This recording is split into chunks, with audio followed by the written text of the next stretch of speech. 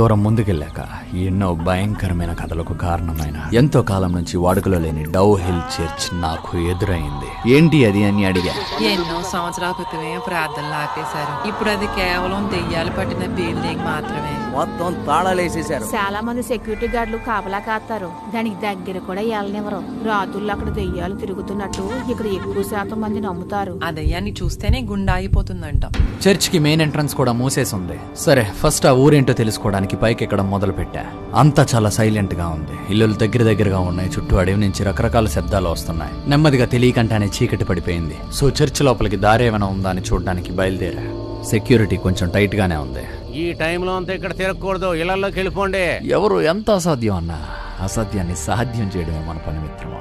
బాగా ఆలోచించాక మొత్తానికి లోపలికి వెళ్ళడానికి ఒక దారి అయితే కనుక్కున్నా. కాకపోతే చర్చ్ లోపల మాత్రం కొంచెం టైమే ఉండగలుగుతాం. మొత్తానికి చర్చ్ తాళం తీయడానికి ఒకరు అంగీకరించారు.